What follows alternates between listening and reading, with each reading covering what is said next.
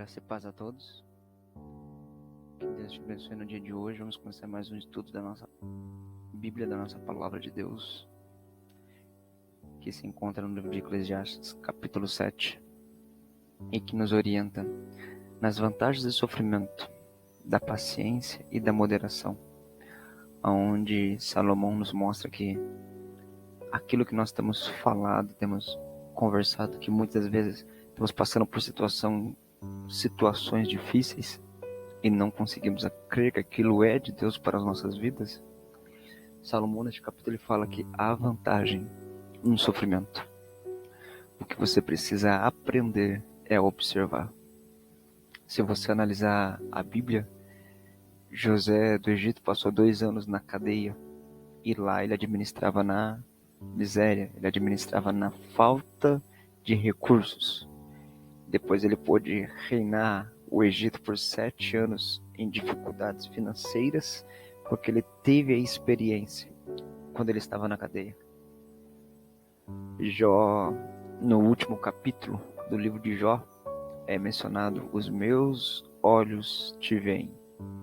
Antigamente os meus ouvidos ouviam falar do Senhor, mas hoje os meus olhos te veem. Foi necessário Jó passar por tudo que passou para que ele pudesse avançar no nível de intimidade para com Deus. Então agora vamos começar a nossa leitura em Eclesiastes capítulo 7. Pega a tua Bíblia comigo, leia. Faço questão que todos acompanhem a leitura da palavra do Senhor para que você possa compreender e entender as coisas que está escrito nela. E ela diz assim, em Eclesiastes capítulo 7: melhor é a boa fama do que o melhor unguento, e o dia da morte do que o dia do nascimento de alguém. Um bom nome é muito melhor do que um perfume finíssimo, e o dia da morte é melhor do que o dia do nascimento. Muitas das vezes a gente não percebe. A gente quer ter os recursos que as vidas de hoje têm. A gente não se importa com a forma que vai pagar, de que maneira vai pagar ou quando vai pagar. Para a maioria das pessoas é importante comprar e depois ver no que dá.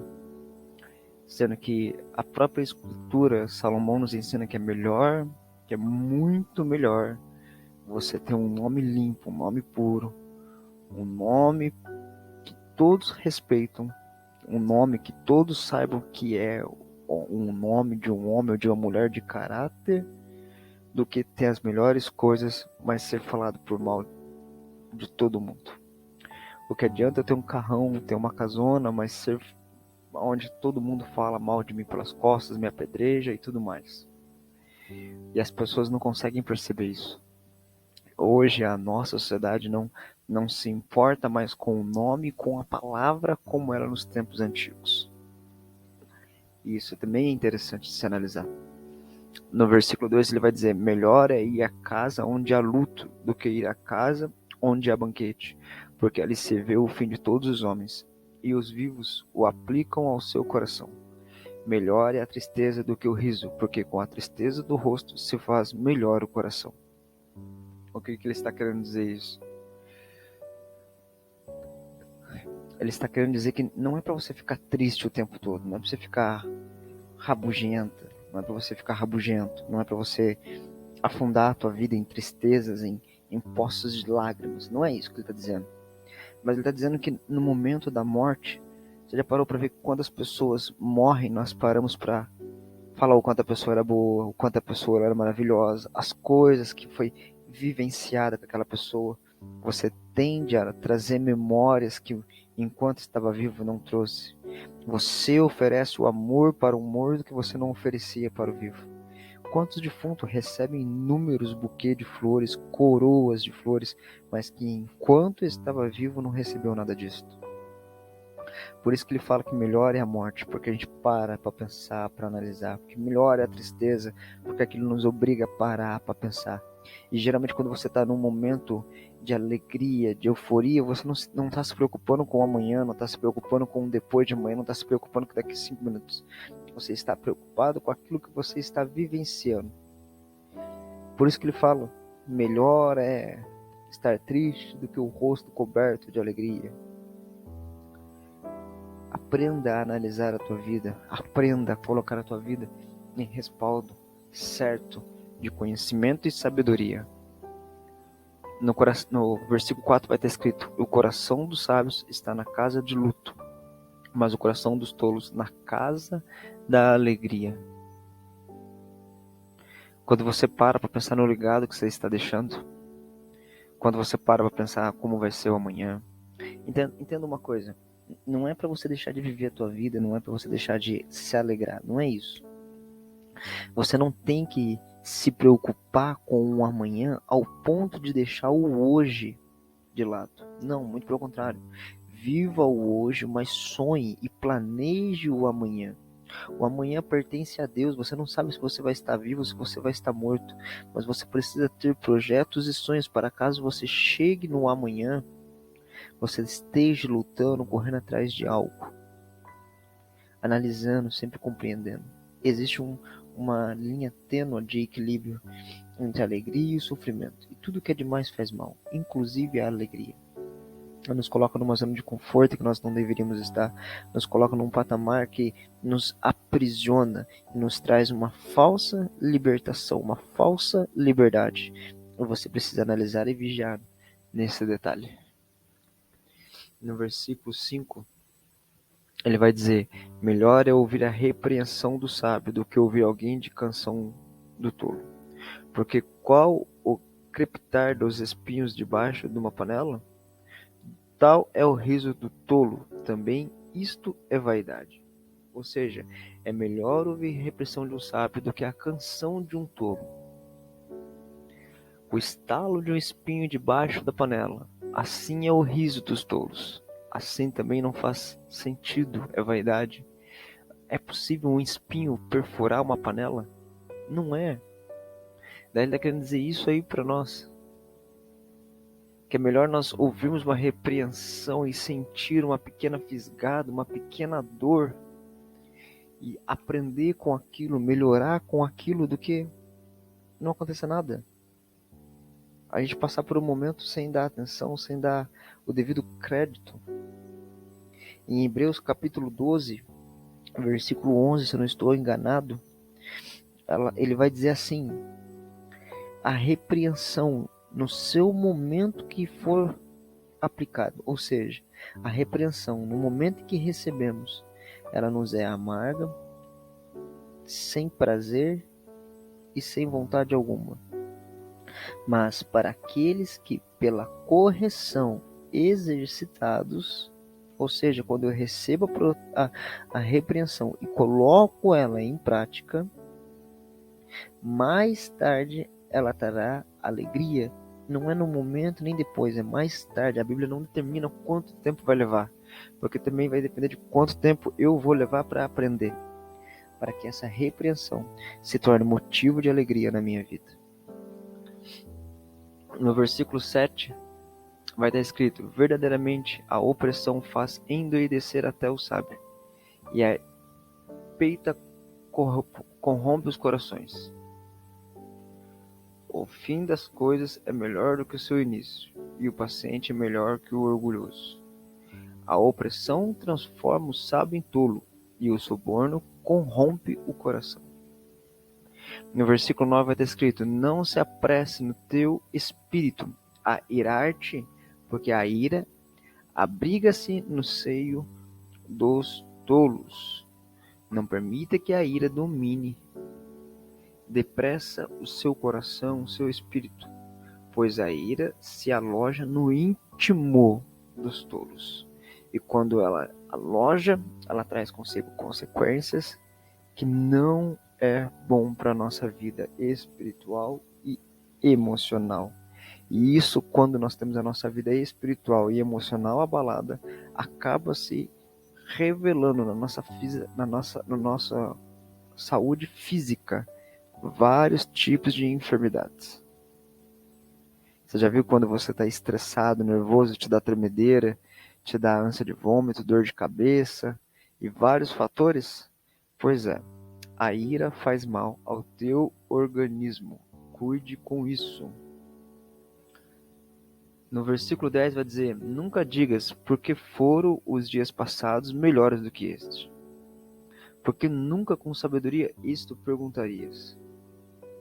Não digas, porque os dias do passado foram melhores do que hoje, pois não é sábio fazer tais perguntas. Você precisa entender se o que você está vivendo é permissão de Deus ou é propósito de Deus. Quando nós cometemos um pecado e nós vivemos as consequências desse pecado, é permissão de Deus. Mas tipo Jó, ele foi propósito de Deus. Jó passou anos enfiado numa fossa, se coçando com telhas por causa de sua lepra, para que o propósito de Deus se cumprisse na vida dele e ele evoluísse e crescesse, parasse de ouvir as pessoas falando o que Deus fez e passasse ele a contemplar o que Deus estava operando.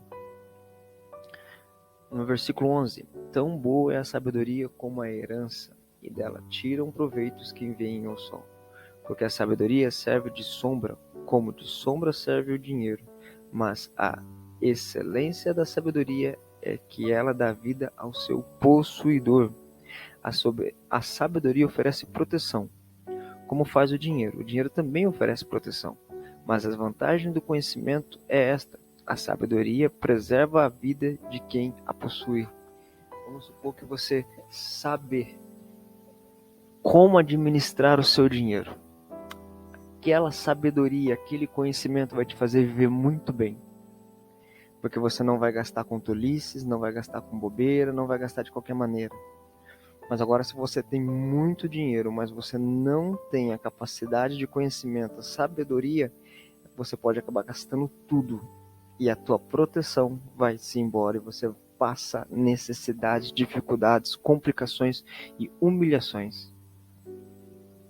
Por isso que no versículo 12 ele está dizendo: a sabedoria oferece proteção como faz o dinheiro. Em algumas traduções, a sabedoria oferece sombra, refresco, tranquilidade, assim como o dinheiro faz. Você precisa compreender e entender a arma que você está utilizando. No versículo 13, atenta, em algumas traduções, considera o que Deus fez. Atenta para a obra de Deus, porque quem poderá endireitar o que Deus fez torto, o que ele fez torto? Considera o que Deus fez. Quem pode ajeitar o que ele faz torto? A gente não entende os entendimentos de Deus. Muitas vezes a gente acha que ele está fazendo errado e escrevendo errado, sendo que o errado somos nós. Versículo 14.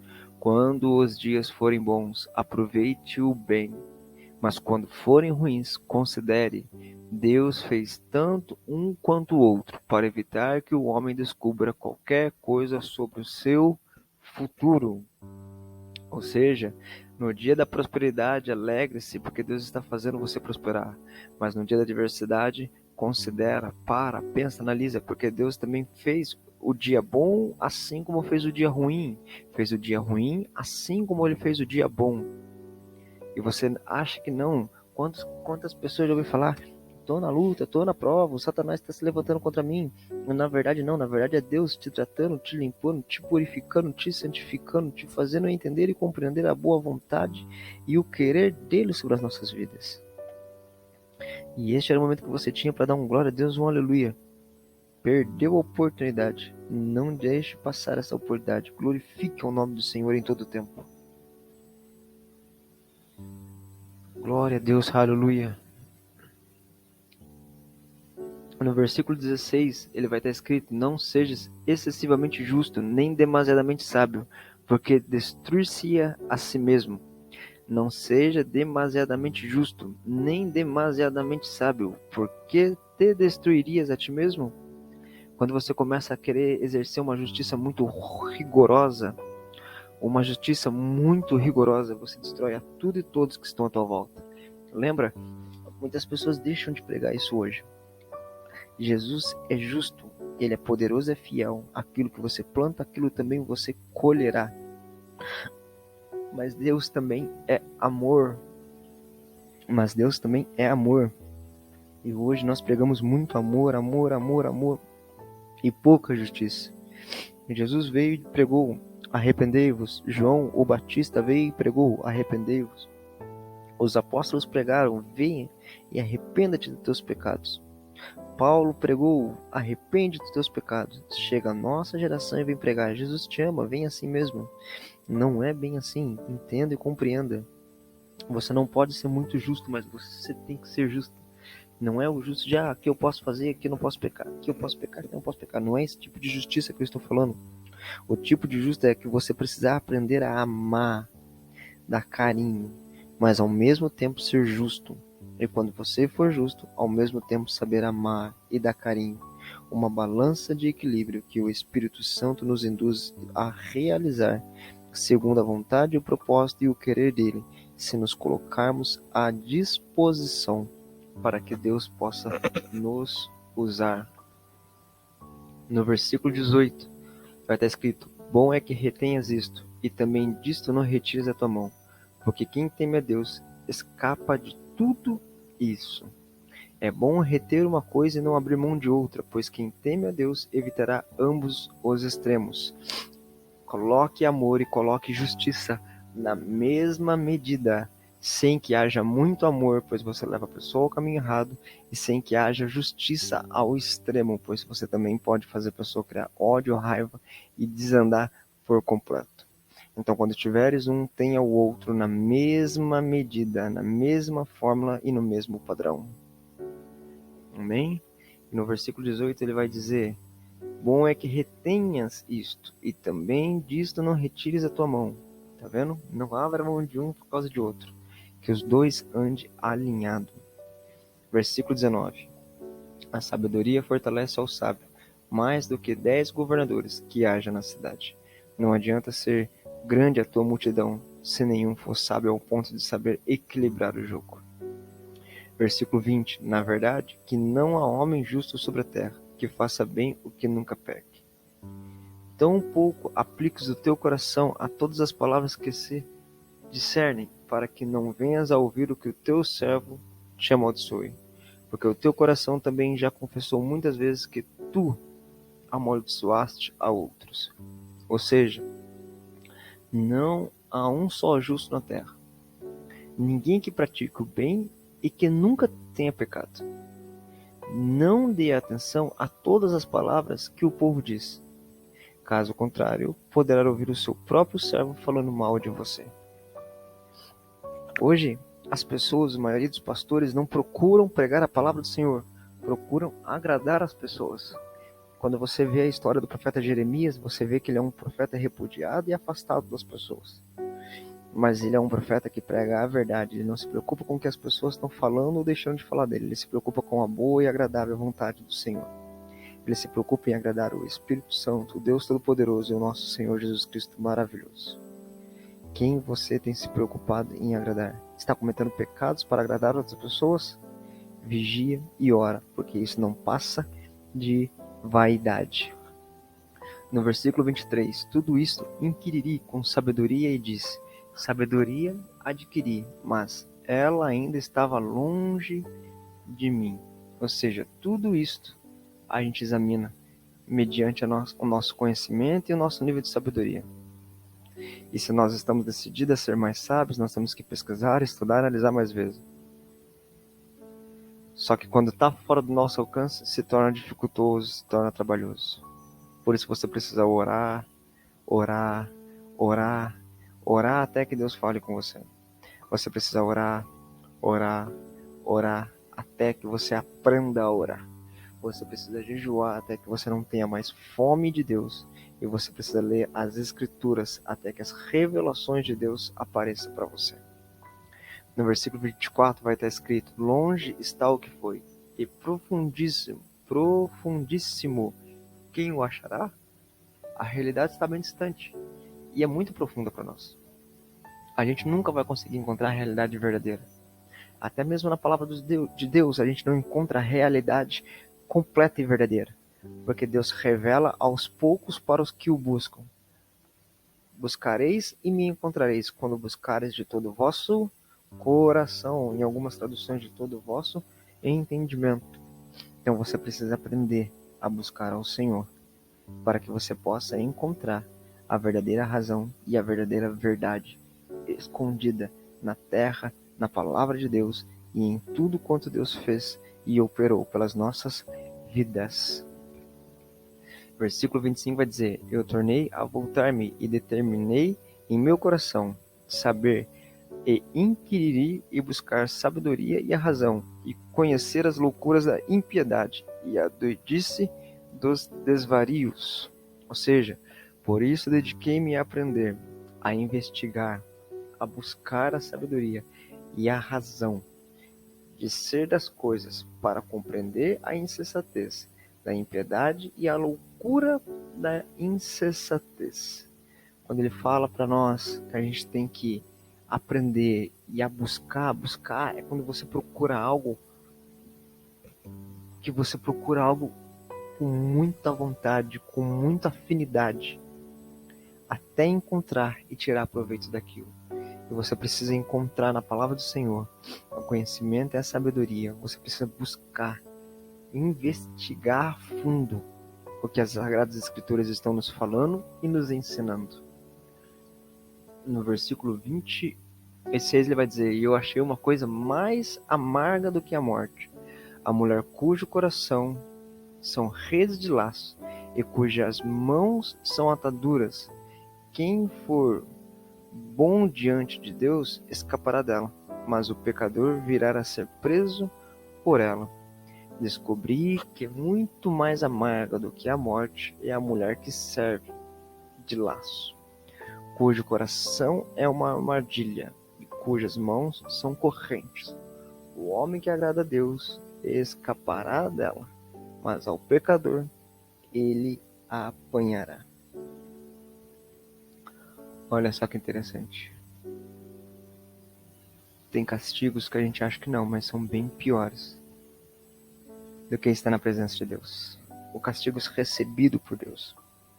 Porque o Pai, quando ama, corrige com sabedoria e discernimento para nos mostrar o caminho da verdade e a vida. Mas nessa fase ele está mostrando que não, que tem coisas que nós damos muito mais valor do que para Deus. E essas coisas nos roubam muito mais do que nós acharíamos que elas poderiam roubar. E você tem que estar atento sobre isso. Versículo 27, ele vai dizer: vedes, aqui, isto achei, diz o pregador, conferindo uma coisa com a outra, para achar a sua. Veja, diz o mestre, foi isto que descobri, ao comparar uma coisa com outra, para descobrir a sua razão de ser. Sim, durante essa minha busca, que ainda não terminou, entre 1000 homens descobri apenas um, que julgo digno, mas entre as mulheres não achei uma sequer.